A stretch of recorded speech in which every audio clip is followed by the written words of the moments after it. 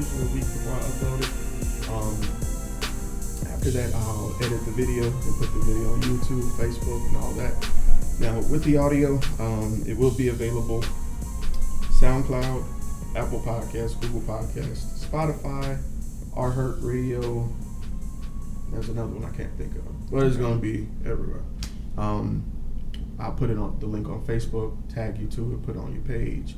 I'll even actually let you hear it before I release it to everybody, just to see what you think about it. Now, the video, once I upload it to YouTube, is on YouTube. So, yeah. That's why I was like, let me make sure. I didn't know what to wear.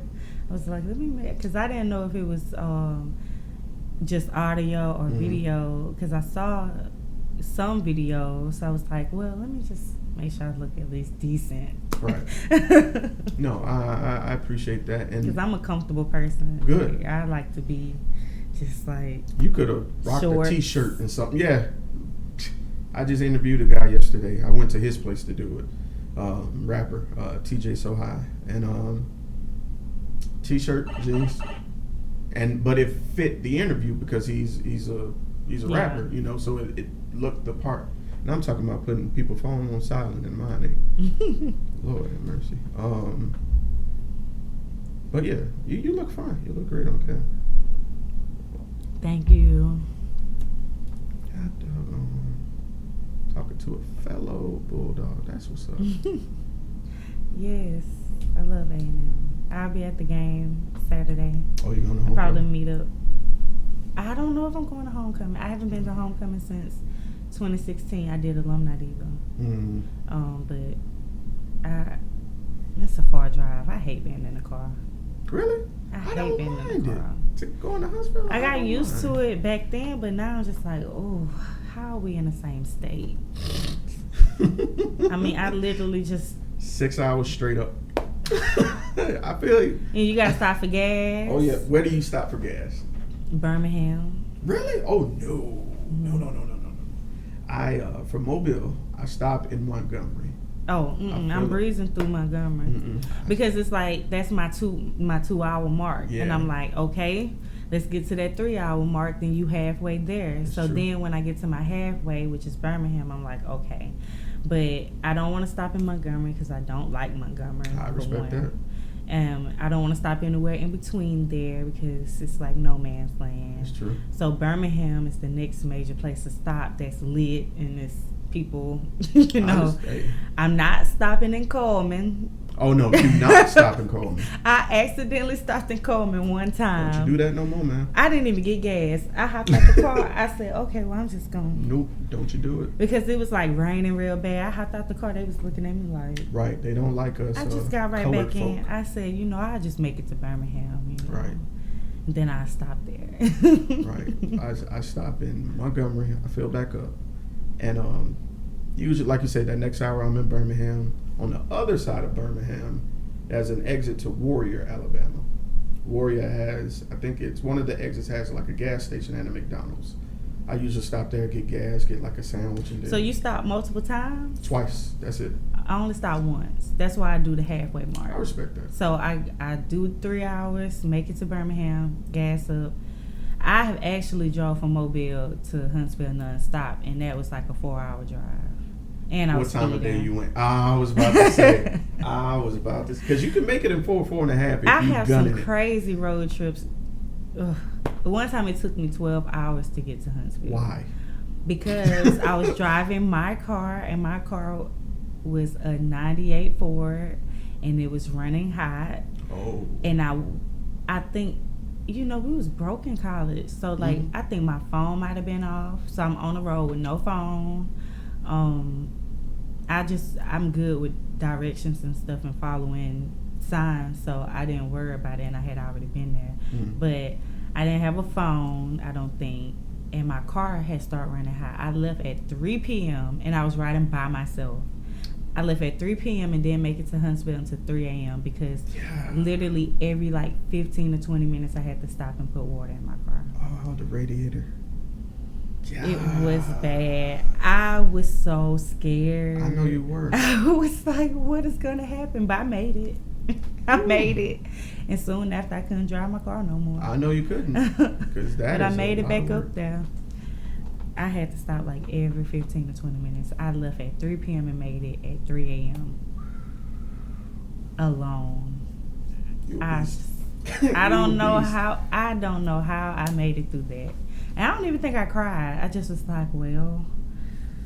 You good. Because part of me was like, turn back around. Yeah. But I couldn't turn back around because I had band practice and Mr. Yates was crazy. Oh, yeah. Dancing Diva. Yeah. Mr. Yates was crazy. So oh, man. I was like, I got to make it. I'm just going to make it whenever I make it. I guess. Man. It's a journey. That's crazy. I don't think I'd have the wherewithal to do that.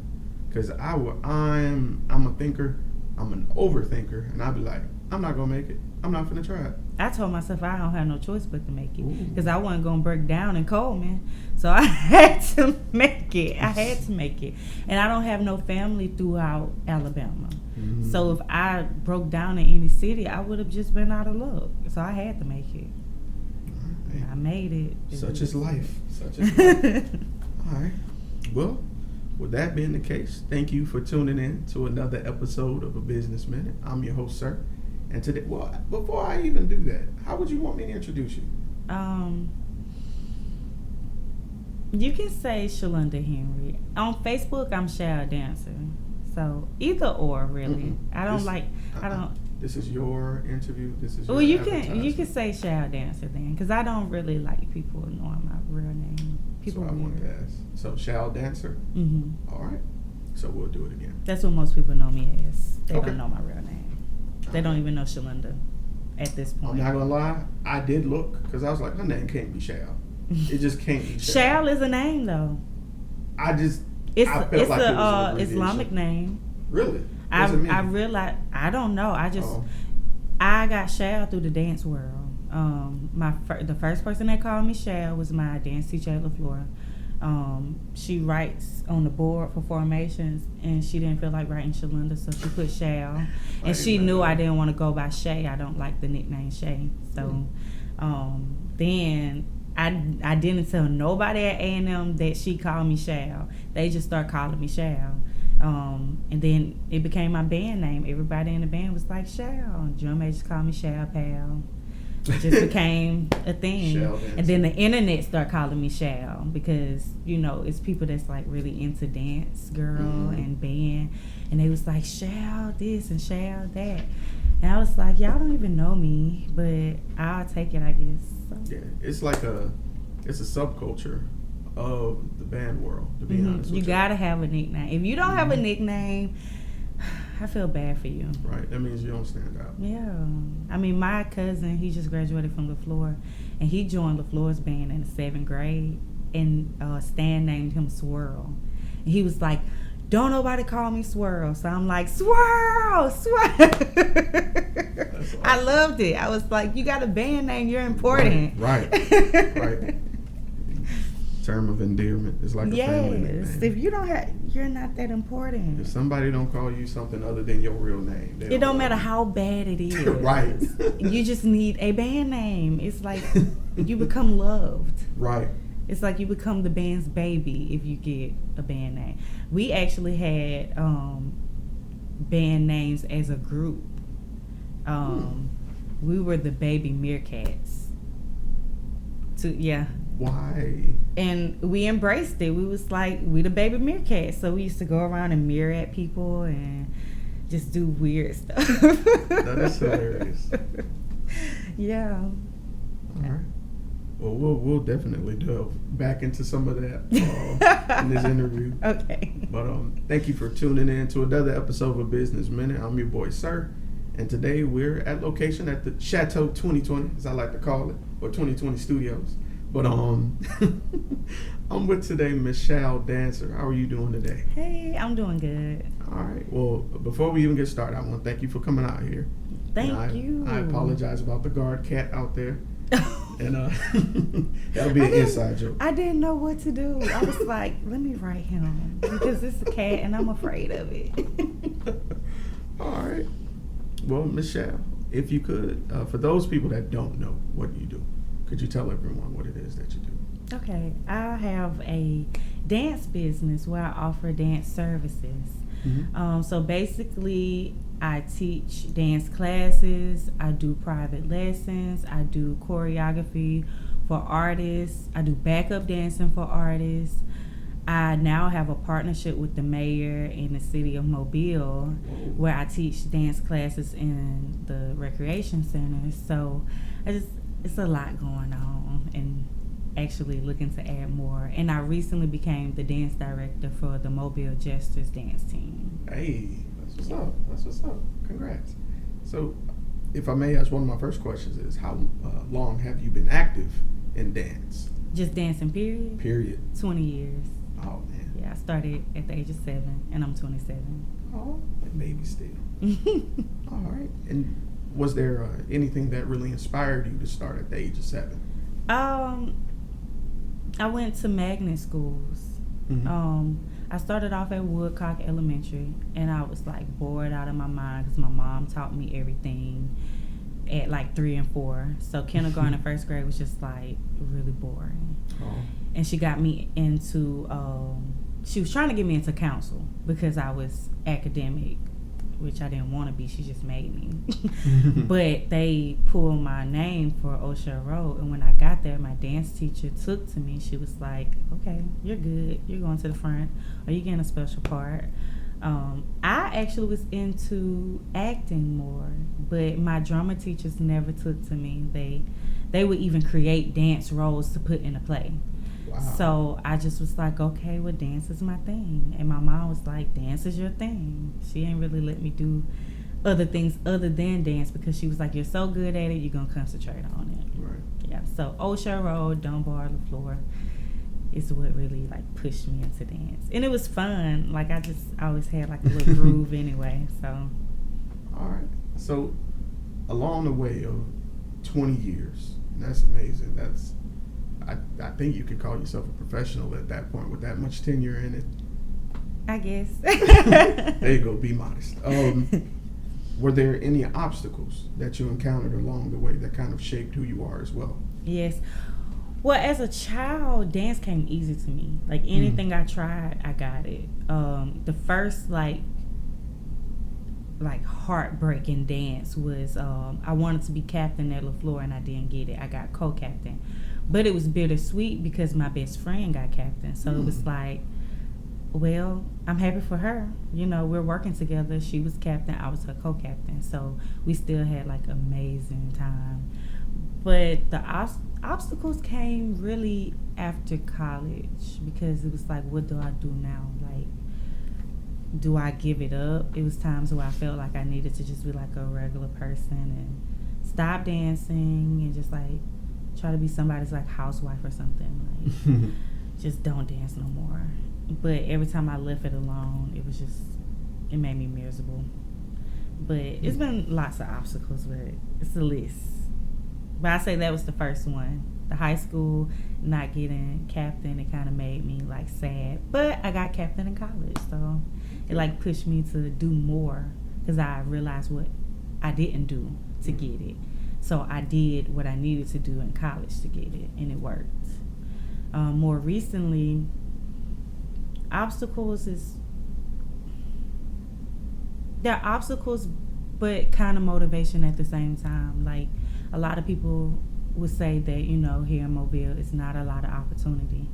And that's true, but that made me create opportunities. So it really wasn't an obstacle. Like I didn't really focus on the bad part of it. I was like, okay, so what can I do? Right. Yeah. Okay. No, that makes sense. So if there's not a lane, make one. Yeah. You know. I try to create my own lane so that people can take it. Right. If they want that option, they can take it. If you don't want it, then, you know, maybe create your own lane or take a lane that you need to take, you know. But being in Mobile, I had to create my own lane. It's not much, you know, to do, you know. If dance is really for kids here. People think, even my own brother would be like, are you still dancing? You grown. Why you grown and dancing? That's for kids. And I'm like, adults dance all the time. Right.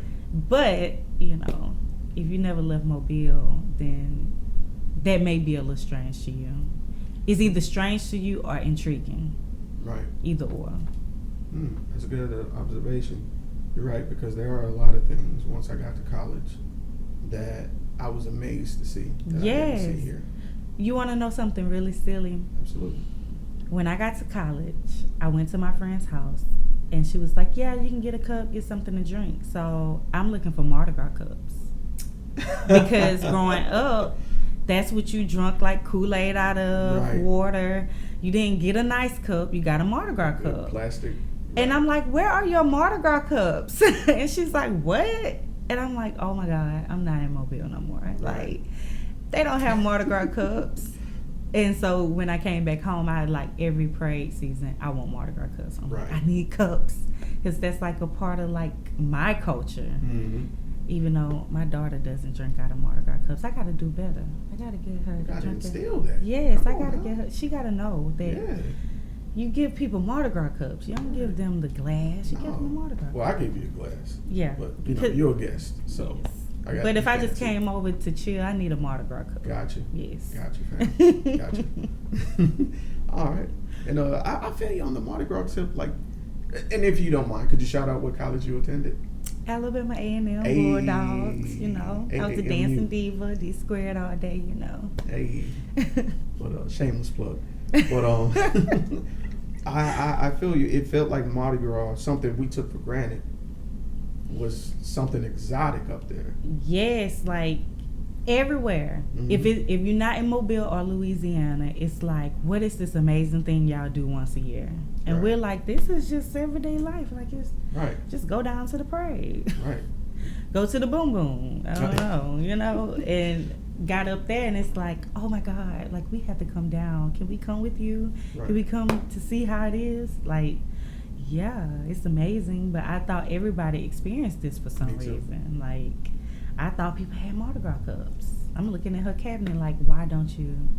Well, I need to bring you a Mardi Gras cup. Right. Right. I literally thought every city did Mardi Gras. Really? Mhm. I knew every city didn't do it, but I mean, being that it was like Mobile and Huntsville, both in Alabama, but then I did more research on it and realized why, you know. Right. So More of a thing for us is the French background. That's yeah, another I mean, we podcast. used to be a part of Louisiana. Right. We were the capital of Louisiana, so Yeah. Mobile, if I'm not mistaken, is older than the United Mhm. States. So Especially the port area. Yeah. It is. we moved, like we Mhm. were flooded out. We were in another area, and that's probably we went through like before we were in Alabama. I know they said we were in Florida. I think we were a part of Georgia and Mississippi also. Like we just like kind of just was a part of everything. But we was the capital of Louisiana, and that's why it started in Mobile. Mhm. History lesson. I love history. Oh, me too. Me too. I've always viewed it as one big It's a hobby. story. Mine too. Mine too. A lot of those books up there are History. actually history books or period pieces. Yes, So, I it's love those. intriguing. That's Yeah. why I want to go to Spain. What part? I want to go to Madrid. Oh, okay. That's Mhm. number 2 on my list. My first one is I have to go to Venice. I want to Really? see that city on the water. I want to see it too. I want to see I it. have to see it because the pictures, you're like, wow, this is really But on the if water. you see it in person, it's probably just like breathtaking. Like, oh my God. But there's a conundrum. I'm afraid of water. Really? I can't swim. I'm afraid of water too, but you just have to do it. Have you been on a cruise? Terrified You have to of just water. do it. It's a crippling fear that I have to overcome. I'm afraid of flying, but Me too. I got on a plane and went to LA. Never been on a plane. I just was like, but I was like, you know, I thought that I would feel better after flying. I actually don't. So I'm gonna have to talk to a doctor or something. Like, is it something you can give me? Or do I need to man. buy a drink while I'm on there? What do I need to do? You know what? Like- You're joking, but I've heard people say that.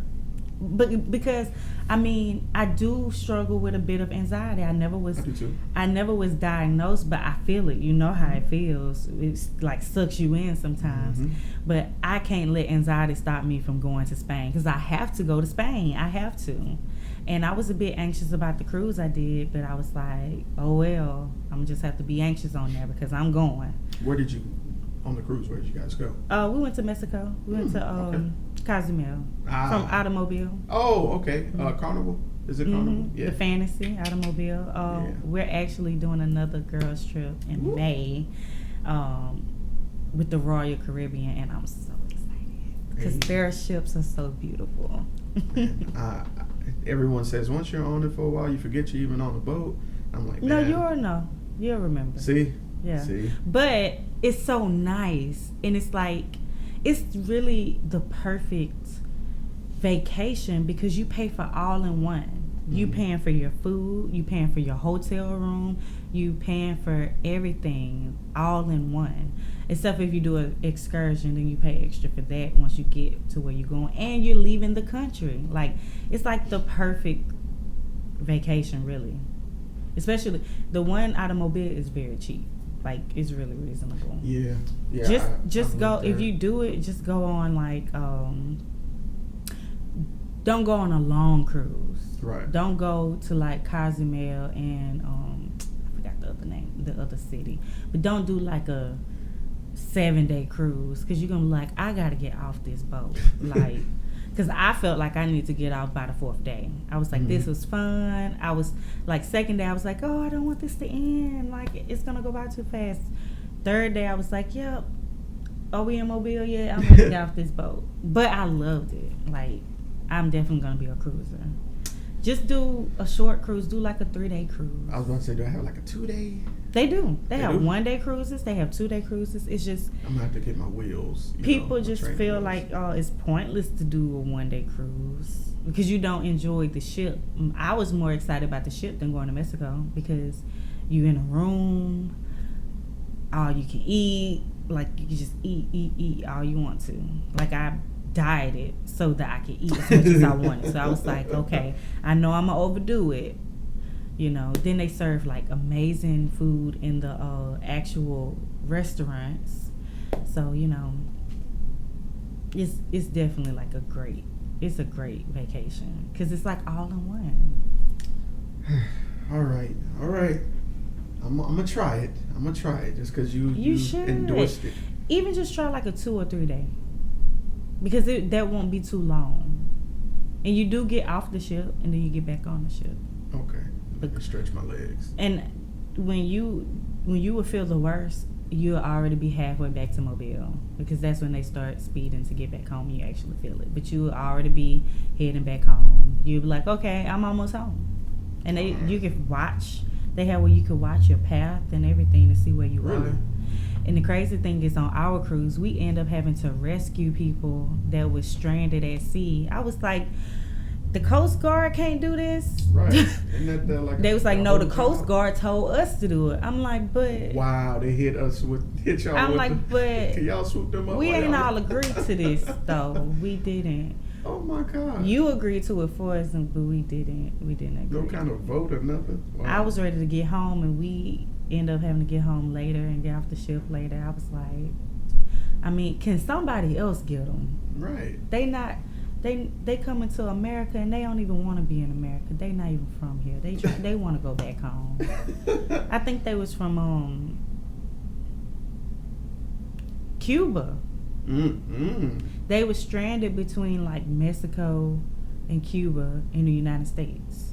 Yikes. And they was like, yeah, pick them up, take them to Mobile. I'm like, okay. Wow. Sure. I want to go home, but okay, I guess we can rescue some people. All right. Well, that leads... I'm sorry, that was funny. That leads me to my next question. With you wearing so many hats right now, how do you manage to balance work and your personal life? Well, you know, I do what I love, so A lot of times it don't feel like I'm working. And like my family don't feel like I work.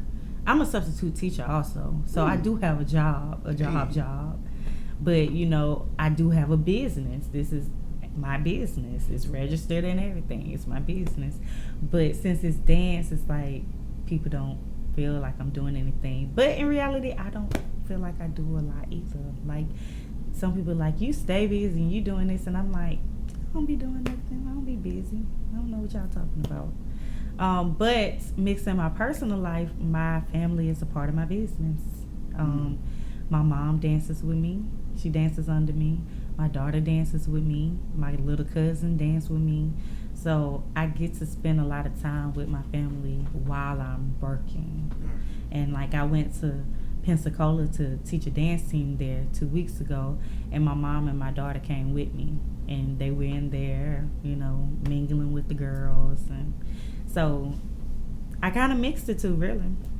I do need a break from both at times, but not as often because I'm doing what I love. I don't feel like I'm working a lot, and my family is involved in it. So dance has always like awarded me with like vacations and getting away.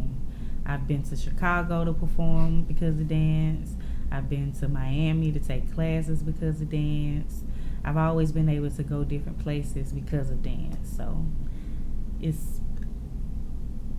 it kind of can get personal at times. Like once I'm not dancing, I can chill and enjoy wherever I'm at. All right. Well, that makes sense. And that kind of ties into my next question, because with you going to different areas, experiencing new places, new things, meeting new people, networking, is there any moment regarding dance that you found to be the most memorable? It's a lot of moments. Share a couple. Come on. Well, my first memorable moment was in high school. I danced with LaFleur's band. I was a strikeette, and we won the Battle of the Bands in Montgomery. And a part of our prize was we did halftime for the Atlanta Falcons. Yo. So that was like major. We were like, man, like, you know, we performed halftime for the Falcons, and we got to sit there and watch the game. We got tickets. It was amazing. It was like one of those things I always, and we shut it down. Like they loved us. There you go. What's another memorable moment? It's so many moments. Let me do a recent one. Okay. Take your time. My mind just went blank. I do so much. I've done and been so many places that my mind just like ties it all into two. I'll say my memorable moments would do more with kids, because I started teaching dance in 2012, but I started teaching kids about 2014. And it's always students that draw to me, and like they'll leave me notes and draw me pictures and make me feel special. Like one of my dancers now that's on my team, she emails me every few days and just lets me know how much she enjoys being on the team, and it's like stuff like that that makes me feel good. I'm like, I know it's small, but it feels like, okay, well, I'm doing what I'm supposed to be doing, right? Because I'm making somebody feel good, you know. Right. No, that's awesome. When you're doing what you love and you're inspiring others and invoking that feeling that you have with dance with other people. Yeah. So that's especially a younger generation, you know? Yeah, and to see how their parents react to it too. Like their parents are happy about it. They like, I see a spark in my child. Like, so it's worth it. Because, you know, extracurricular is really hard on parents. Right. And sometimes it's like they have to decide, okay, is this gonna basically take me out, or should I go ahead and do it? You know, so a lot of them, once they start dancing and the child actually really loves it, they like, okay, well, it's worth me being super tired and putting in time coming here, waiting for them to get out of practice, and because they see how much their child enjoys it. Even their performances, like last year I started my team, and they were all new dancers, and their first performance, they were like, I'm so nervous. And after they got off the stage, they were like just lit up. They was like, that was so fun. I'm still nervous for the next one though. And you know, as a parent, if you see your child that excited, it feels good. Right. All right. Well, my next question is the inverse of that question, because for every high there's a low, especially when you know you have a business and you're sharing your passion. Was there at any point that you feel that you wouldn't be successful, and if so, who or what changed your mind? All the time. So I'm my worst critic, so it's like I can do so much and accomplish so much and still not feel successful. Like, I don't feel successful now, honestly. Wow. And people will be like, really? And I'm like, I'm that person that I'll make a goal, I'll reach it, and then I'm like, what's next? That wasn't enough. Like, I'm trying to actually take successful out of my vocabulary, really, because in my mind it would never be reached. And then I would let myself down. So I'm not looking for success at this point. I'm just looking for peace and to enjoy what I'm doing. People can label that as success, but if I go into what I think success is, I will probably never reach it. Ooh, okay. I never reach it. People will be like, why are you unhappy? What is wrong? You literally just did this, this, this, and this. And I'm like, well, I still need to do this, and I haven't done that, and I want to do this. So, I mean, in the last 2 years, I've done so much that somebody would think that I would view myself as successful, but I don't. So it's like I kind of just got to take that whole idea of reaching success out, because if that's the case, I will never reach success because I'll never be happy. I never feel like I did enough. I could dance behind Beyonce and somehow feel like, okay, what next? What I need to do? I mean, it's never a stopping point for me. So with it not being a stopping point, I don't ever feel successful. Wow.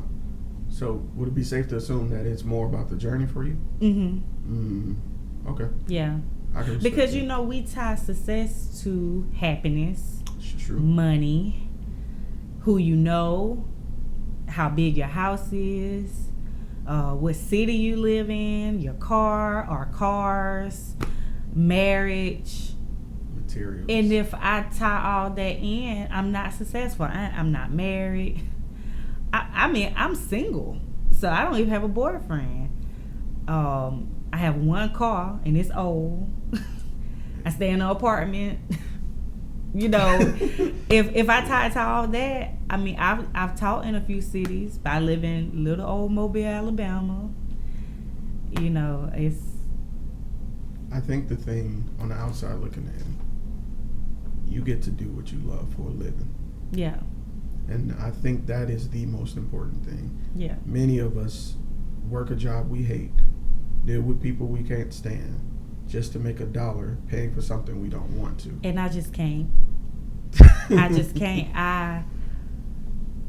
I'm currently reading this book series called The Game is Life. Okay. And the whole gist of the series is that it's multiple realities. And some people know they're in the multiple reality because they jump from one reality to another. And in these realities, some of these realities are actually virtual reality. They are in a game and they're playing games. And within the games is the, what is it called, non-player? NPCs. Yes, NPCs. I cannot be an NPC. I know I'm in a reality. I know I'm playing a game. I can't be an NPC. I can't be that person that's like making the world go around. Because in reality, somebody has to be the janitor. Somebody has to be the doctor. Somebody has to be the teacher. Somebody has to be the homeless person. Somebody has to play all those roles. But a lot of people don't choose who they're going to be. They just fall into whatever role they're going to be. Somebody told them, you're going to be a doctor. I'm paying for your education, you're going to be a doctor. And that's what they do. And somebody would say a doctor is successful, but not if you're not happy doing it. Not if that's not what you chose to do. You know, I can't be an NPC. I have to be the person that's like, okay, I know I'm in this game. I believe I can fly. I believe I can read minds because I'm in a reality, you know. And to somebody that's going to go way over their head, they're going to think I'm crazy, you know. But you have to look at things kind of crazy sometimes to get what you want. Yeah, right. To get what you want. Even if you just use it just to get there, you know. You don't have to actually think you can actually fly. But in reality, you can fly. Get in a plane.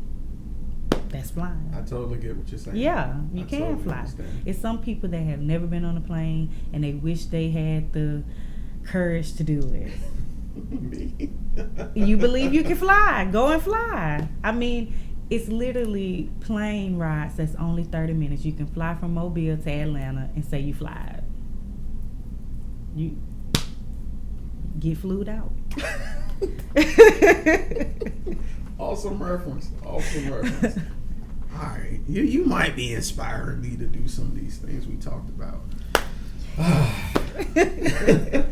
But no, that makes sense. The world is your game. Yes. You have to look at it in a perspective that you are the star of your own story. Yes, at this point in life.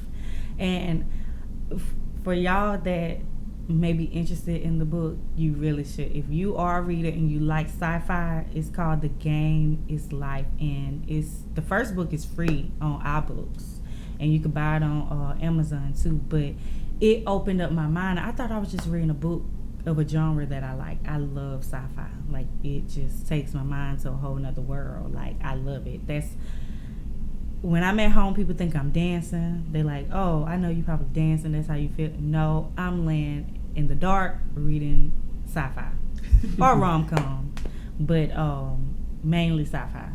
I don't even really read much inspirational books. I'm gonna start though. But The Game is Life. The first book is called The Game, and it should still be free on iBooks because that's how I got into the series. I read the first book for free, and then I was like, what? And it just really, I had to write the author. I wrote him. His name is Terry Scott, and he actually talks to people via Facebook. I had to write him and say, look, you have inspired me so much. Like, you, with your books, you made me feel like I can literally do anything. Like, anything. I feel like if I want to do it, at this point in life, I feel like I want to be wealthy, so I will be wealthy. Somehow, I'm going to find a way to be wealthy. And I'm going to do it in a way I want to do it. Because, I mean, people find wealth in very bad ways at times. But that's not what I'm going to do. I'm going to do it by doing what I love and what I want to do. And I'm going to actually venture out into some things I like. I have a dance blog. I'm not necessarily a writer. I was good at it in high school. Shout it out real quick. I don't even know my website name by heart. I know it's Wix. If you go on Wix.com and look up Dance with Shal, it'll pull up the whole site, and the blog is on my website. And my website kind of like gives a bio of me and show what I offer, and there's a few videos and stuff on there too, of the different things I offer and pictures. I had a link here on the video. It's probably popped up above your head somewhere just now.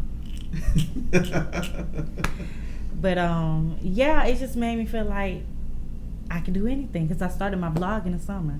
I started reading that book last year, so it's like I'm just venturing out into everything I want to try. Anything I want to do, I'm gonna do it. Do you think you may want to try your hand in writing? Yes, I will. Cool. That's why I started with the blog. Right. I eventually want to do a vlog, but I need somebody to help me with my speech, you know. We'll talk. I do want to do a vlog though, just like a relatable vlog, you know. The thing about it, because I do them all the time when we're doing podcast episodes with the roundtables, all you gotta do is just as much as you say you hate it, just be transparent. Just talk your truth, and people will gravitate towards it. What I really want to do the most is with my little cousin. She's in middle school. Mm-hmm. I want it to be me and her just like discussing like 2 point of views. The younger preteen/teenager and the adult, and we kind of discuss things and have like boy talk, what we into, different stuff like that. Because me and her, like, we're like this. Good. And she's my little cousin, but people sometimes think she's either my daughter or my little sister. So I think people would like us, you know. I encourage you to do that. The reason I say that, I'm thinking outside the box. There is a generational divide that's been recurring over the last few generations. And I think with you bridging that gap in that method, especially between 2 African American women, I think that's important. Yeah. And see, I didn't even look at it like that. It's just that I know that since I sub, I talk to kids a lot, and I like try to get in their head and see what they into, how they feel about things, because they're people. Yes, when you in a school system, if you're in any system, you're not a person to them. Mm-hmm. You're a part of the system. So I try to look at them as people because they're people, you know. And I realized that a lot of them look up to people that's our age, between in the late 20s, early 30s. Like, they love Cardi B. Cardi B is my age. But they love Cardi B and think that she's, like, popping. But then they'll see me and I'm old in real life. And it's like, I'm the same age as Cardi B. So what you like about her, you actually like about me, because she's my generation, you know? Right. So, and me and my cousin actually are the same generation, because she's my cousin. Mm-hmm. She's my, but I'm older. I'm so much older. I'm like in another generation than her in the world. But in our family, we're the same generation. Right. Of course. So I think it'd be cool for us to like talk and just have a good time on camera. Like, I'm gonna be honest with you. As accessible as the internet is and how simple things are, just like now, I'm recording you with a phone. Yeah. This ring light was $20. These microphones I bought piece by piece. See, now you're making me like, I gotta do it. Because it's been on my mind heavy, like heavy. I'm gonna tell you why I'm probing that. I recently did an interview with a young lady named Rosalind Spencer. Something she said stuck with me. If God gave you an idea, He gave you that idea for a reason. Yes. So if you've had that in your head for a while. But I just be needing to ask them, why you giving me so many ideas at the same time? You know my attention span kind of short. It might be next year's lesson. Yes. You never know. Like, look, I'm trying to do everything you asking me to do, but my attention span is just a little short. Like, you know, because I'm trying to do this, you know. But it's something that's, what made me think about it is last Christmas, me and my cousin, we were like playing around. You know, kids like to act like they making a YouTube video. So we were acting like we were making a smoothie YouTube video. And our personalities are just so crazy together. Like, we're ultimate comfortable with each other. Mm-hmm. And she give me the inside scoops of teens and stuff like that. And then afterwards, we played this Christmas trap mix, and we were like just dancing to it, and I posted that, and everybody loved it. They were like, oh my God, y'all so funny, or, you know, and I was like, you know, we could do this. Like, people would really like this, you know. So we're gonna start it. We're gonna do it. Because I think she would like to do it. Every kid want to be a YouTuber these days. And it would train me to train her to make money. Business. Thank you. I'm glad I'm trying to train my dancers to make money. So, and she's one of my dancers. I want to spark ideas in them to make money. So that'll be my way of helping her make money as a teenager. I like it. Entrepreneurship. Instill it in her. Yeah. There you go. All right. So my next question might take a moment, and if it does, it's cool. I'm going to beast that editing. Okay. So where would you like to see yourself as far as a dancer, as an instructor, in all facets, in the next 1 year, the next 3 years, and the next 10 years? You know, if you would have asked me this last year or the year before, I would not know how to answer you. But I actually look at God. Have an answer. So in a year, I just want to kind of like add to what I'm doing now, because I have traveled and taught. I've been to Florida. I had a team in Arkansas reach out to me, and hopefully that comes through, because it's gonna be a pretty big check. Hey. And I just sent virtually choreography to a team in Georgia. So I'm just trying to do more of that. I told myself last year, 2018, I said, you will travel and teach, because that's always been like a big goal. So honestly, it would be that, like in 1 year, 3 year, 10 years, on that note, it'll be just doing more of it. Within the next 3 years, I want to be out the country. And I actually have talked to a team in Austria about doing virtual choreography. But maybe my trip to Spain is going to be me teaching. Let me learn some Spanish. Shout out to Madrid. Hey. Yes, let me learn some Spanish, because somebody's going to be like, hey, we need you over here. Like, come on. And I'm going to be like, I'm on the way. Right. So just doing more of what I'm doing, traveling more. I watched this couple back in like 2014, 2013. I watched this couple, I can't think of their name. It's like La Amanya E Ataka, something like that. They're a couple, and they started off as dance partners and fell in love, and then they just start traveling everywhere teaching what they do, bachata. They travel. Is the gentleman tall, kind of buff? I think they both kind of tall, actually. And he isn't like buff, but he is he's a little in shape. Bald headed. Yes. I think we're talking about the same people. And the girl, she's mixed. She's black and white. She does light. Look. Yeah. I know exactly what you're talking about. Like she could pass for Beyonce. Yeah. Yeah. I know exactly. I watched them and I kind of followed them, and I was like, I'm gonna do that. I don't know if I'm gonna do it like with a partner, but I'm gonna do it. I told myself that back then, and I really didn't believe I could do it. I just kept telling myself I could do it, but now I'm like doing that.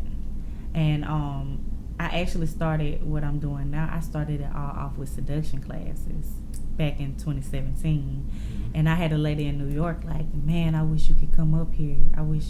And I'm like, you do realize there's a lot of seduction classes in New York, but she was into mine, and I told her, I said, look, when I make it to New York, I'm gonna hit you up, okay? Right. So I'll be up there teaching.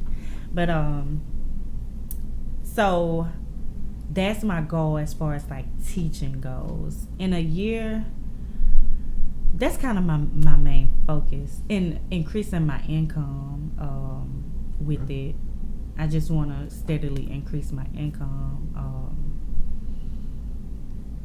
and just elevate, really. In the next 3 years, outside of teaching, I want to launch dance wear. I want a store locally, but I probably would do it the smart way and do an online store first. But I do want a chain of dancewear stores. I'm not gonna say the name yet because I don't have all that, protected. Right. Y'all ain't gonna be stealing. But that's what I want in the near future. So between 1 and 3 years, and in 10 years, I'm just gonna be global. If they traveling to Mars, I might be universal. I'm joking. But I want to be global. Global. Like I'm trying to be all over the world. And have my child set up with some things that she can take over.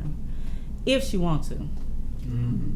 That's if she wants to. I'm not going to force her to do anything, but I am going to set her up with things so that she can succeed. She's not gonna have to worry about paying a car note. She's not gonna have to worry about a place to live. She's gonna have all that, and I will have her a business to inherit at 18. Hey. So those are my goals. Okay, I like what I heard. It really sounds like you sat down and thought this out. I'm a thinker. High five. Sometimes an overthinker. But I don't think it's a such thing as overthinking. Like, you know, in the dating world, men love to tell women that they overthinking. And every time a man tell a woman that, she was not overthinking. She was right. She knew it. So I don't really... I take that into the outside of dating, where the business world. Every time somebody may be like, you overthinking it, just do the business deal. But you feel, you had this weird feeling, this gut feeling, and you were right. You wasn't overthinking it. It just was your intuition telling you. Maybe not even your intuition. Maybe it was your angels telling you, don't do it. I know it sounds good. It looks sweet, but don't do it. So I think all the time, but that's how I've done so much, because I thought about it first, then I pictured it, then I did it. So, you know, you can overthink. I'm telling you, I know my issue is I overanalyze and try to overmanage everything. Well, it's a difference between like overthinking and letting your anxiety take over. Because I do that sometimes. I'm like, oh, you know what? Maybe you shouldn't have, you know. But actually, thinking is a great thing. Yeah. And what people fail to realize is like, we're in this world where it's all type of things going on and all type of entities around us. So sometimes your thoughts are not your thoughts, but it's still a good thought. Like a lot of times when you have a bad thought, that is not your thought. If you think something bad of yourself, that's not what you actually think of yourself, but it's training you to think that of yourself. So that's deep. Thinking isn't bad. That's deep. But watch how you think and realize when you may have an issue, you know, that you need to fix. All right. It's all about the energy. Yeah. I hear you. I got you. All right. So this is actually my last question, and I call it my favorite question, because just like I say on every interview, I always dedicate this question to everybody who's listening or watching and who have an idea, but they're afraid to take that first step, because that's the hard part. Yes. You know, initiating, sharing what you love and your passion with the world. Yes. So if you could, I guess, what words of encouragement would you give to that person who's on that cusp of taking that chance on themselves? Number one would be to, if you have an idea, don't share it initially, because you never know who's wishing and praying on your downfall. Ooh. And if they put that energy out there, it may be kind of, you know, over with for you if you haven't counteracted it already. I don't share a lot of what I'm doing until after I've done it, because I know it's somebody that may not be too happy about me doing it. And if you do have people you can trust, definitely share it with them, but don't be discouraged if they don't agree with you, because your dream is your dream, not their dream. Number two, we were taught no means no. No does not mean no. No means try again, try another way. But it don't mean no. It don't mean give up. If you get a no, just look for another yes. I follow this dancer named KK Harris, and she's one of the people that inspired me. And people were asking her, they were like, you know, how did you get so successful? How do you book so many gigs? And she was like, you know, I got a lot of no's first, and I didn't let those no's stop me. I just kept receiving the no's and taking the no's until I got a yes. Sometimes you have to embrace the bad things that happen to you or at you, that's thrown at you. Embrace it, because you're not going to enjoy a sunny day without a rainy day. You're not going to even know how it feels to be like, oh, I'm so glad this is a beautiful day if you didn't have a bad day. Mm-hmm. So embrace the no's, embrace those that don't understand you. That's actually a good thing, and it should push you. Okay. All right, Michelle. I appreciate you taking time out your day, honestly. Again, to sit here with little me and just share your story. And I appreciate you considering me. You know, anytime somebody's like, I want to interview you, or I'm like, me? You sure? But you're doing great things though. Like, but it's that my mind with the Right. successfulness. Like, I expect somebody to want to. For instance, I expect somebody to want to interview Ayla Goodson that owns Gemini Studios. I expect that. She's been doing it a while. She's been consistent, you know. But, you know, a lot of my stuff just start. It ain't been long. I've been doing what I'm doing for a long time. But I literally started my business this month. Like, actually on paper. I started my business in September. hey, Yeah. nice. And all the things people seeing, this stuff has just like been manifesting over the last months throughout this year. So it's kind of weird when people are like, hey, I want to talk to you about, or can I get advice? I'm like, me? You sure? Because, I mean, I'm a trial and error person. Like, I don't have it figured out. I'm still figuring it out. I do something wrong. I'm like, okay, I got to do it this way next time. All right. Well, Michelle, if anybody wants to get in contact with you, whether it be about music or some inspiring words, or maybe just want to pick your brain for business, you know, inquiries, how could they get in contact with you?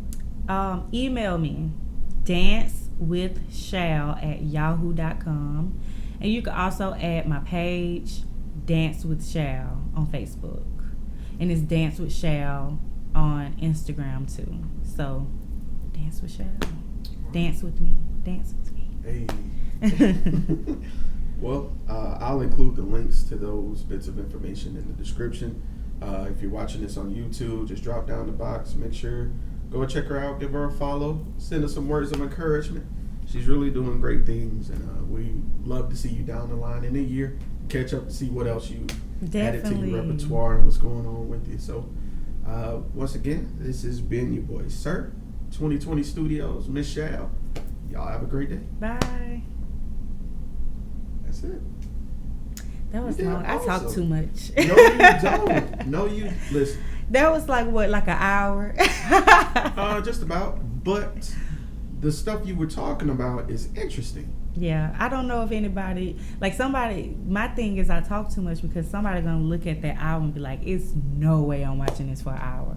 But then somebody gonna be like, I just want to hear a few things, and they might actually watch the whole hour. I'm gonna tell you something I found out about that. You're absolutely right.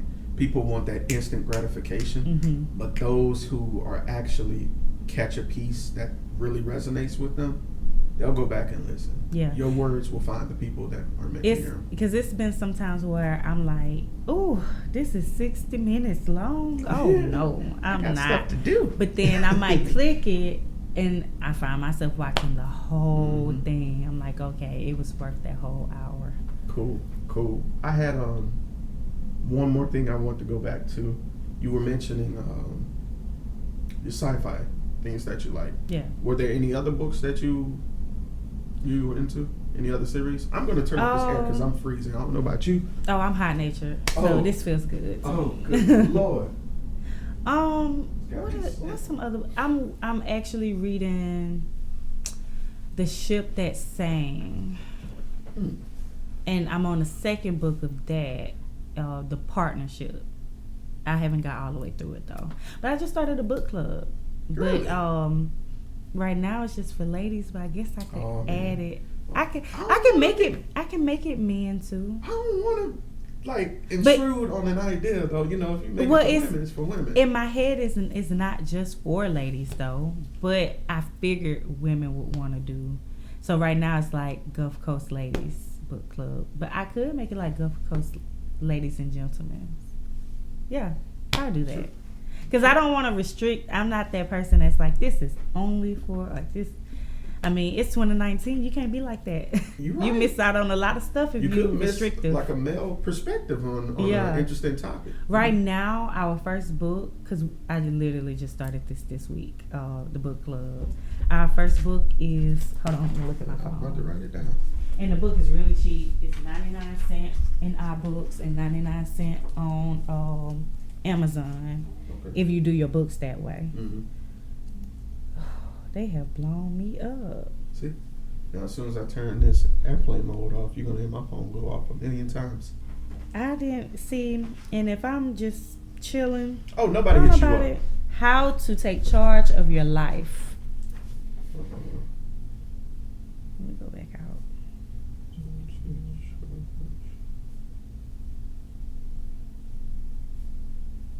Who's the author? Hold on.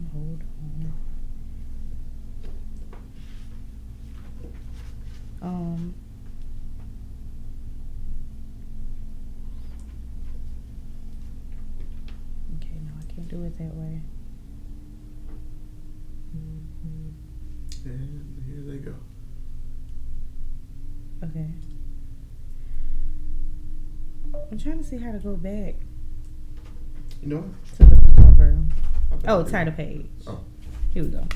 How to Take Charge of Your Life, the User's Guide to NLP. And the reason why I chose this one is because I'm one of those people that don't really like nonfiction. Of course, if it's history. I was about to say, wait a minute now. But as far as like somebody's talking about their life or motivational, I'm making myself get there. And this is actually a book that's about a character that goes to this convention. So it's like it's telling you the steps of the convention, but it's talking about this character. So it's mixed, and so it's like I could get it to it. Yeah. Got you. Okay. So when you look at it, you're thinking, oh, this is how to take charge, but you're actually reading about a man that's learning to take charge of his life through these steps. That's kind of cool. Yeah, that's why I chose this one. All right, I'm about that today. See, it's like number 1, a 3-day course in personal freedom. Number 2, which is day 1, how to change negative thinking. Number 3, day 2, how to change limiting beliefs. Day 3, how to create the life you want. After the workshop, the most important question, Joe's journal. The main character is Joe. Let me look that up right now. But it's 99 cents on iBooks, and it's 99 cents on Amazon. That's if you doing it through your phone. Yeah, I read on my phone. I do too. I do books on my phone, audio books, everything. I will say this. I do like those that give you the insight on their life. There's 2 books in particular that really stayed with me. Hold on. Let me get my notes out. It depends on what you like to hear, because my books have a lot of language in them. So you have to excuse me, my nose is running. I didn't want my nose dripping in you while you're talking to me. But the first one I read was Tiffany Haddish's book, The Last Black Unicorn. Really? Yes. And I considered getting that book. Now that just confirmed it. Do you have an audiobook account? No, I don't like audiobooks. I completely understand. Phenomenal book. I should, but see, I learned as an adult that I have reading comprehension issues. So if I'm listening, I'm not comprehending. Gotcha. Okay. If it's reading, I'm comprehending. If it's like math, it's like that's just like clicking if I'm hearing it. But with reading, I tried reading out loud earlier today, and I wasn't comprehending nothing I was reading. You were just talking? Yes. And then when I started reading to myself, that's when I started comprehending. I understand. Everybody learns different, so yeah. that's what plays into that.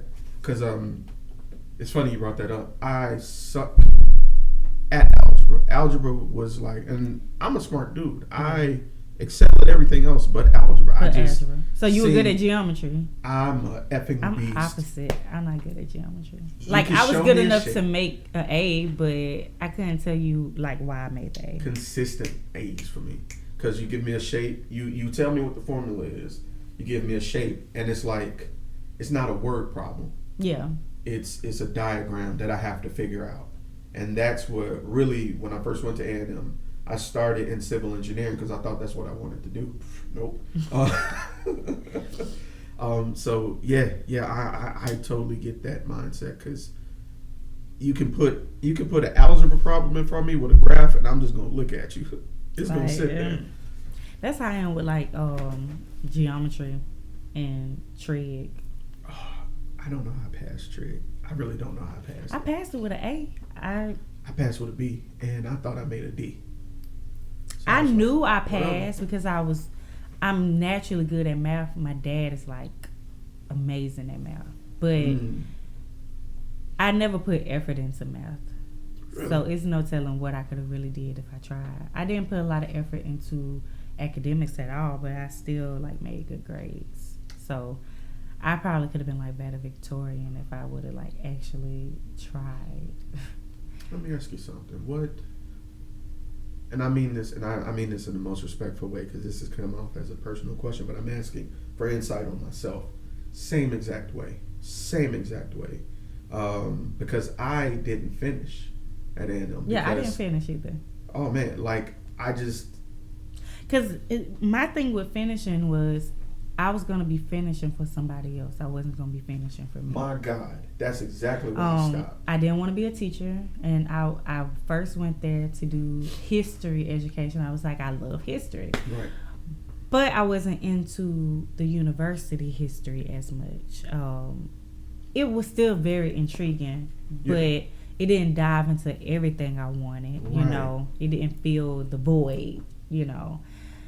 So I switched to math because I was good at math and I don't mind doing it. And that was like the class I was making the most A's in at A&M. And it just still was like, you're not going to be a teacher.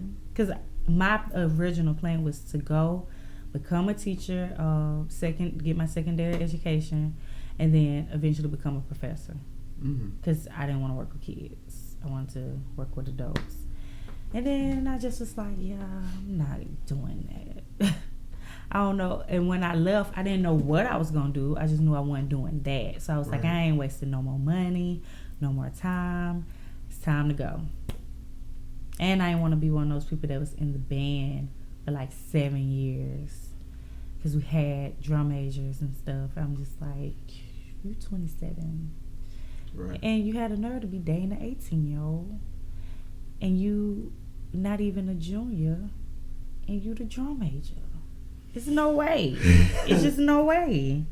Man. There's no way I'm doing it. I appreciate you sharing that, because I didn't finish, and this is just how my folks was on me. They placed this expectancy on me, like this weight of, you're going to be the one that's super duper successful, goes to college for this, and this, and I wanted to do psychology. So I changed from civil engineering to psychology. But I let folks get in my head and tell me to do computer science. Now, I love computers, but that's not my passion. Yeah, You're just good at it. Right. I'm just adept at it. And I felt like I was doing a job. I felt like I was going to work. Just to do it. Right. Just to make enough to pay some bills. And that's it. Because that's all people make creatives feel bad because they like, well, what are you doing with your life? And it's like, we're like, what are you doing with your life? You're like, yeah, you're going and you making some money, but you literally making somebody else super filthy rich, and you only making enough to vacation once a year and to pay some bills. And you want to live above your means within doing that. A creative person is more likely to be super wealthy than a person that's just like working, even if you're a nurse or something like that. Like, yeah, but you're under somebody and it caps off at a certain level. You're not going to be a nurse making $150 an hour. It's not going to happen. Nope. It's not going to happen. However, I am not even to my peak, and I have made $300 in 1 hour. So, you know, if I, like I was saying with that Arkansas team, if I go up there, I would literally make $1,000 in a day. Yikes.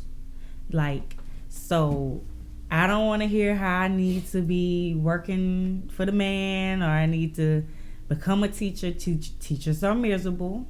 Mm-hmm. Nurses are miserable. Any job that you have to follow protocol and they dictating when you come in, they're controlling your time. Like, people want to say they chasing the bag. You are chasing it. My bag gonna chase me. Mm. Like, I'm gonna have people, like, you look for an interview, you get the job, you look for hours, you're begging for hours. Right. You begging to give up your time to make $25 in 1 hour. It's like, I listen to some wealthy people and they're like, if you don't make it in an hour, you technically shouldn't buy it. So if a shirt costs $100, if you don't make that in an hour, you don't need to buy that shirt. Wow. That's living above your means. Wow. So why would I want to do what you're doing and I could literally make $200 in 1 hour and then go and do it again with another team or with another artist? I mean, you know, and my pricing right now is, I'm very modest. I saw. Very understanding. But that's my pricing now. Right. Now. But I'm going to always be an understanding person. If it's somebody that just really, really want to work with me and they let me know their budget, I'll work with their budget because it's in my heart, you know. Mm-hmm. I'm going to have fun doing it regardless. And sometimes it may be a time that I go somewhere and work with their team if they cover my flight and my hotel, just because I want to get away and see that city. So, you know, it works double for you. Yeah, when you live in life like the way you want to, you don't feel bad about things.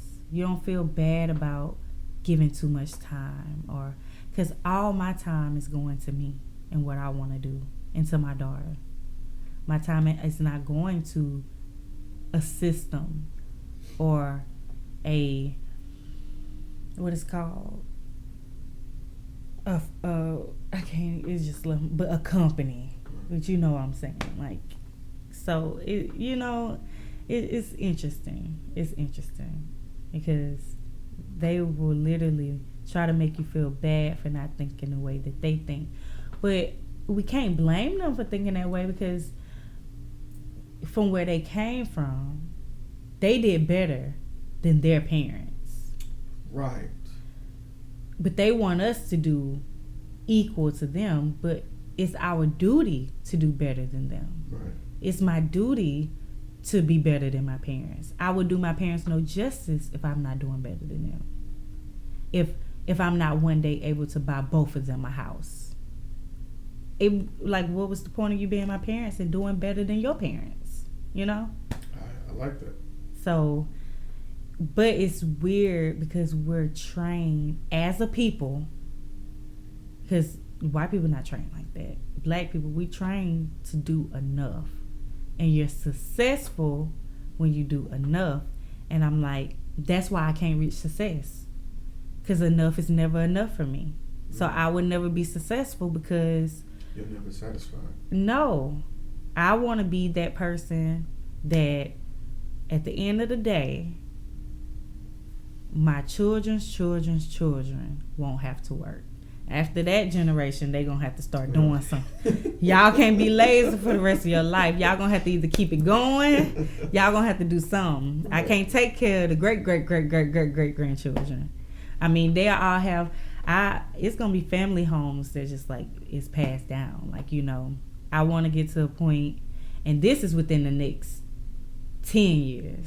I want to say 5, but I'm gonna give myself 10 because I know I can do it between 5 and 7 years. But I don't want none of my family members, because I'm the first of my generation. It was me, my brother, brother, and then my cousins start flowing after us. We lead our generation. Big sister. Yeah, so I don't want any of them to ever worry about being jobless or homeless. I either want to be able to create that job for them or tie them into somebody, have that connection to wherever they need to go. Yep. And they're not going to ever be homeless. It's going to be designated family homes. If you homeless, I don't care if y'all got to share the place, but y'all not homeless. Right. Y'all don't have to pay rent. Y'all got to pay the bills, but y'all don't have to pay rent. Y'all all in there. You not homeless, though. You can't say you homeless because I provided that for y'all. So that's my goal within the next 10 years. And I have plenty of time. My youngest cousin is 3. So 10 years, he'll be 13. He won't be homeless, you know. But the ones that's like a little under me, they getting a little older. So, you know, I want them to be able to focus on what they love. I used to work at Marshall's. And I was so heartbroken because I kept trying to get promoted. I worked in a cash office, and they made a promotion for the cash office, and they wouldn't give it to me. And I'm like, I'm the person that knows the cash office. I'm the person that counts the tills. I send in the daily deposits. I know all of this. I do filing. Why won't y'all give me this position that is basically what I'm doing now? Just I have to interview people. That's the only thing they like added to it.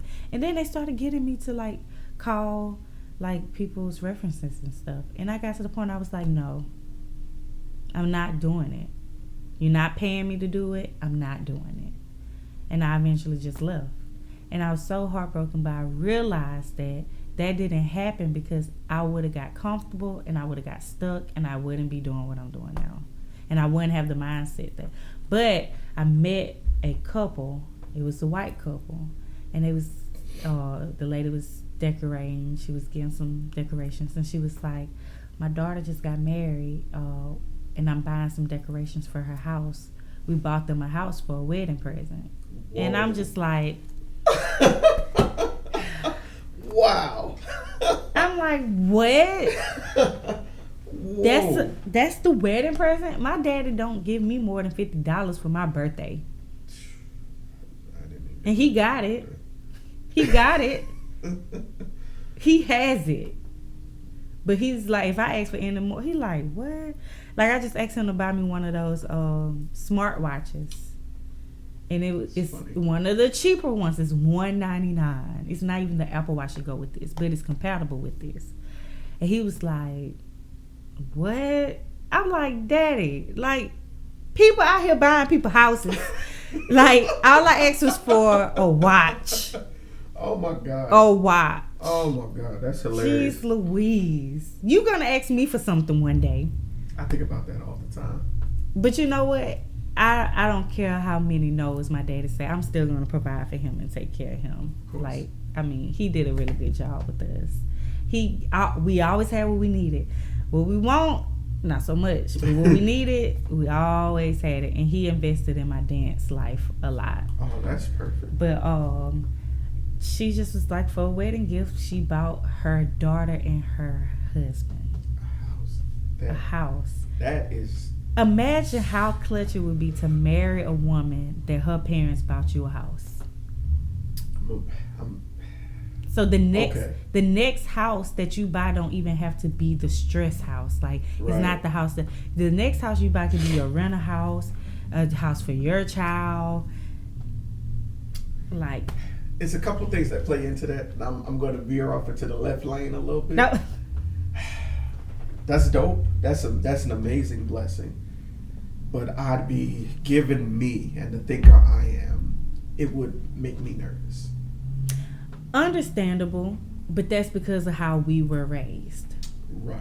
White people weren't raised like that. That's true. First of all, they're raised not to get divorced. They do get divorced, but they raised to try to stick it out, even if you got to cheat, because marriage is a business to them. At the end of the day, it's a business. He's like, yes, I love you, but you're out of your mind if you think I'm going to leave my wife. Like, we started all this together. It's not happening. I'm sorry. She don't care that I'm cheating, apparently, because I'm cheating. Like, but, you know, we're trained up differently. So, as a man, you would be like, okay, I'm supposed to be the provider. Right. That's exactly it could at least be my family, if not me. That's where I'm at. But why not have something a little easier as a man? You already gotta focus on being the man. Right. Why not have something handed to you? I agree with you. People make it sound so bad to be spoon-fed. Why is that bad? Because in the world we live in, why is that bad? It's the motives behind it that I worry about. It's just, I've dealt with, and this is something I just spoke about on our last podcast that we recorded. Just like for you, it's hard for you to accept help or ask for help. The few times I've asked for help from my closest family, from my closest friends, I'm going to say about 75% of them resulted in situations where it was brought back in my face in a public setting. And I was like, never again. Well, here's the thing. I understand what you're saying because it's the same on my part. Okay. I'm currently doing things for people that they wouldn't do for me. Friends and family. I have a friend that's a guy that lives with me, and I have my brother that lives with me. I literally just, me and my brother was looking at houses. He looking at a house to either buy or rent. And I was like, okay, I'm finna move in, joking. But maybe not joking, because where I'm living, I don't really want to live there. I've been there 5 years. I'm ready to move on. Mm-hmm. And I may want to be somewhere in between. Right. And he like, no. I'm like, you literally live with me. How you gonna tell your sister no and you live with her? Like, and I know for a fact that my friend wouldn't let me, because he has alternative motives. The only way he would let me live with him is if I was his woman. And I don't want to be his woman. I just want to be your friend. Right. You know? You literally live with me and you sleep on my couch. If I liked you like that, you'll be in my bed. So, you know, right. I understand what you're saying, but at the same time, like, don't stop your blessings. If somebody come and offer me a house, I'm taking it. I don't care what their motives are. I'm taking my blessing. Because at the end of the day, if they got alternative motives and if they throw it in my face, that's their karma. Mm-hmm. I mean, my mom is one of those people that throw it in my face all the time. That's what I was talking and about. I'm like, exactly okay, lady, because you didn't have to live with me before. I haven't lived with you since I've been grown. Well, I ain't going to say since I've been grown. Since I had my daughter.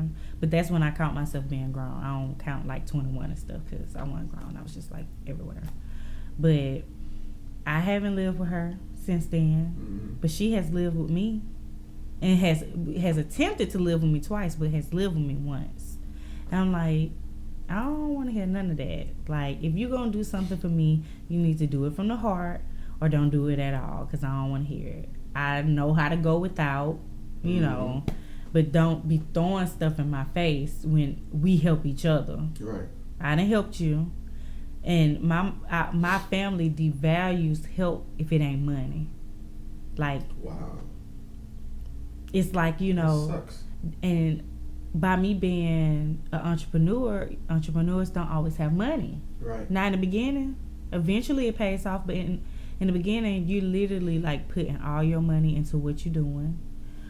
Or sometimes the money ain't even flowing that good. Like sometimes sometimes it's a big sprout of money, like money, and then you go and it's like nothing, and then it go back. You know, so it's what I'm doing isn't well respected until I'm rich. Then they like, oh, you really are doing good. Oh, and I'm like, oh, okay. I mean, technically, I was always doing good because I was doing something that I wanted to do, and I'm happy. But okay, like, my mom, her car broke down. This is last year. No, my brother's car broke down, and she was like, "You need to give your brother your car." And I'm like, "No, but you need to because, basically saying I don't do nothing because my brother works at Austal. He's the one that make money. Give him your car. No, you give him your car then. If that's the case, And I mean, she still does stuff like that, and I'm like, okay, I'm not stunning you. I hear you, but you're not gonna rain on my parade. Yeah, I have those instances too, and my brother's the big brother, and I feel like he gets babied because he's the less responsible one, and I'm the more responsible one. So when I don't do something, it's worse. Yeah. When he don't do something, it's expected. And I'm like, well, that ain't cool. That's like on a job when it's like you the worker that do all the work, and then you like, okay, today just ain't the day, and they like, and you like, this person literally does nothing every day. Right. That's you want to fire me, and I actually do your good work, but you ain't fire this person, and they never do anything, and they cussed you out. Right. And they've been adding overtime when they're not here. Yes. But I had an incident where my mother was sick. I was the only one able to see her frequently. And so temporarily, I actually moved her in with me. Because she was going to Providence, and she lived all the way in Theodore. So I was like, there's no sense in you trekking that far, so just stay with me. She stayed with me for every bit of a month, and it got so bad she had to stay at the hospital. And I was going to the hospital every day just to sit with her. And everybody was coming to me, oh, you're doing so great, doing so good. And I'm like, yeah, but I'm the little brother. Right. You know, I'm like... I'm actually the oldest. But they expected everything for me to be instant. Like, you the one that went to college, so you should be like being a teacher now. You should be financially stable now. And I'm like... let's rewind and go back to when y'all were my age. Like, what were you doing? Mm-hmm. My mom was like a librarian, not making much, because I think they was like paying minimum wage. And my dad was working for the county. I mean, y'all were doing okay, but I'm not too much bad off. I've never been homeless. I always have a job, and if I don't have a job, I don't ask y'all for nothing. Mm-hmm. Like, I literally don't ask. I don't ask for money for bills. I don't ask for money for food. I do go to my dad's house and get his food, though, because he has this thing. He loves buying food that's marked down, so his freezer just overflows with food all the time. So I just go over there and shop. It's been a lifesaver so many times. I'm like, okay, I'm just gonna come look in your cabinet. But he likes it because he gets to see me. But you know, back to the whole somebody buying you a house. Cause I plan on being that for somebody one day. I'm gonna buy somebody a house, and they gonna be like, I can't believe this person bought me a house. And I'm going to want them to accept it.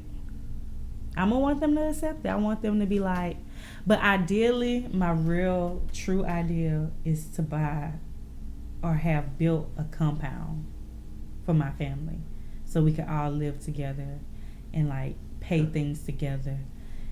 But we don't have to get on each other's nerves because we'll have like different sides. Right. You know, different wings and stuff.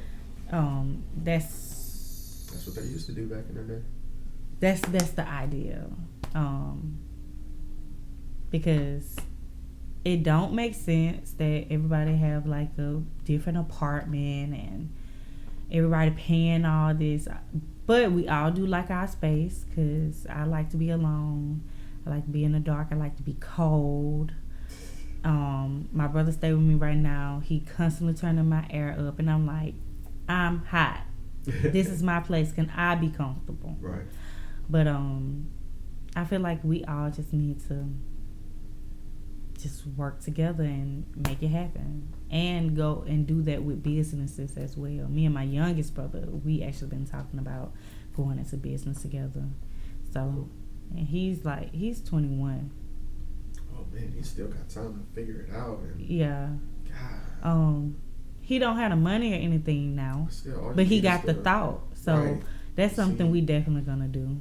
We already have it in the works, and me and him have discussed like the compound thing, and he like, yeah, that's what I want to do, because he love family. Right. So. Give me 1 second. I need to use the restroom. Okay. Because I need to blow my nose. Otherwise, it's gonna be. Check my phone. You good? You good? I think that's a great idea. It's funny you said that because regarding the house, I love downtown. I absolutely love downtown. Me too. I want to live down there. Dude. I really do. I want to live like over one of the clubs or something. I know it'll be loud, but I don't care. I just want to be in the mist. It's funny. I'm gonna come back to my other point, but it's funny you said that.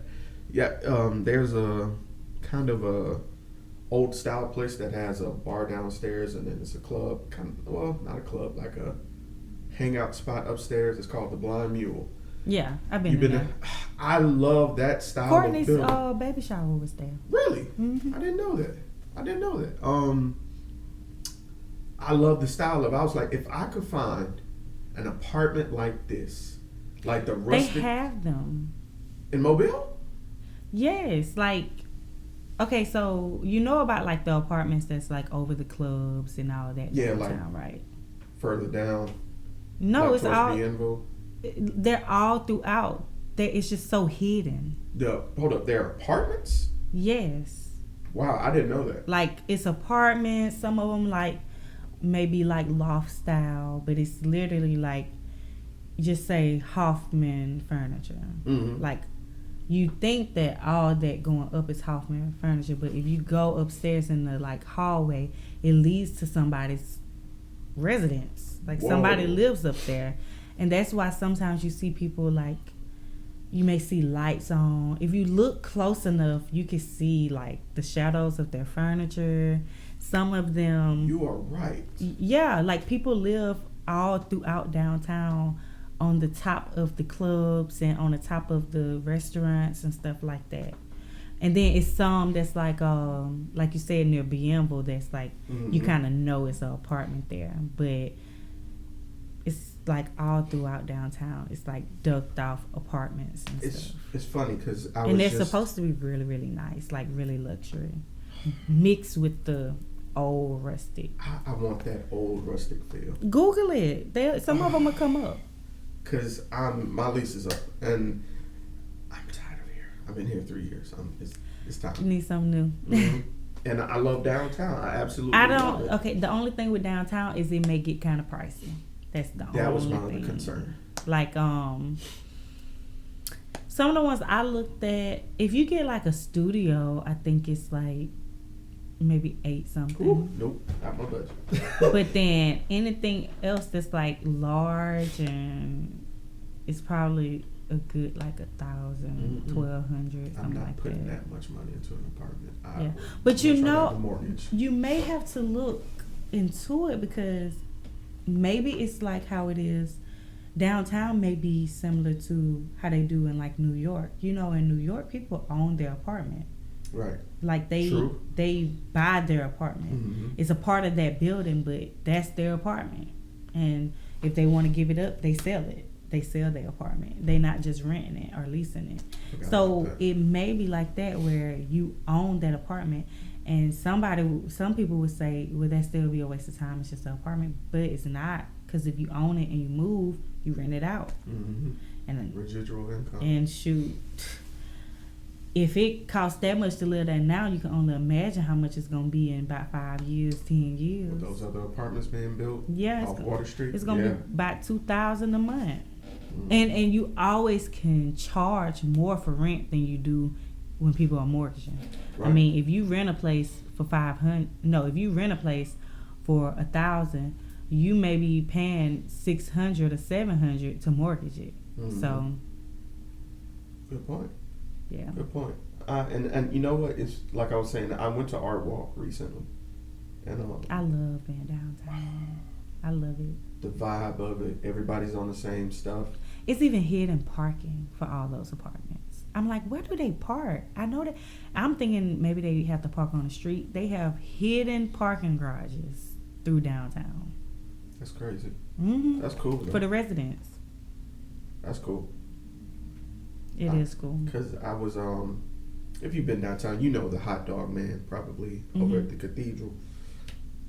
Walking towards further downtown, and just saw a lady sitting up there, just sitting on the little thing, just looking down. I'm like, What are you doing up there? Right. And it just clicked to me. She lives there. Yeah.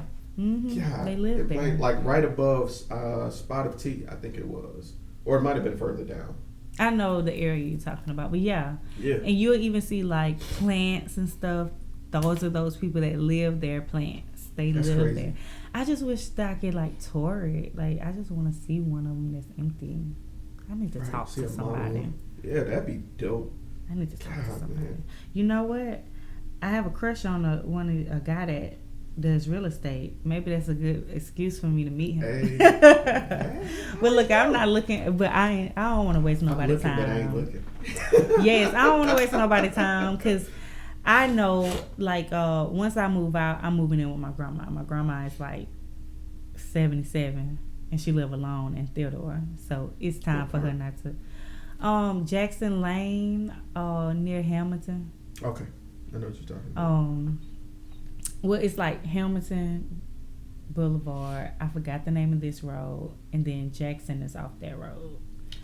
My folks are further down Bellingraph, like towards Bellingraph Gardens. Your folks probably know my folks, because my dad used to hang out over on that side. It might be cousins, knowing Mobile. Maybe. Well, my dad's folks aren't from Mobile. Mine aren't either. Are they from Jackson? Mississippi. We have folks in Jackson. I'm talking about Alabama. Oh. Grove Hill, Jackson, Alabama. Grove Hill, Alabama. I don't think so. That's where my family's from. I don't know them that well though. Yeah, I have folks because two sides of my family. I have my granddad's side and my grandmother's side, and it's two drastically different ranches, like humongous families. I have folks. I don't have a big family. You don't? Mine is ridiculous. I've never even been to a family reunion. Wow. My family's that small on both sides. Well, the Hodges side isn't that small, but it's still not just like so many of them. It's not like a whole bunch of them. It's crazy because I when I first heard you speak, you sound in your cadence, the words you choose. You sound exactly like my aunt. Really? Exactly. If I had a voicemail from her, I would play it. Who was your aunt? Her name is Vidma Pete, and she's my first aunt. But you guys talk the exact same way. It's almost scary. That's why I said I started talking with you more, because I'm like, I feel like I know you, but I don't know you. But what is she? Because I said Hodges and you look, is she a Hodges? I don't. Oh, okay. I thought you was connecting the Hodges. I was like, oh, you related to the Hodges? Okay. But then again, I might be. I don't know my family tree as well as I should. I don't really know my family tree at all, so don't feel bad. All right.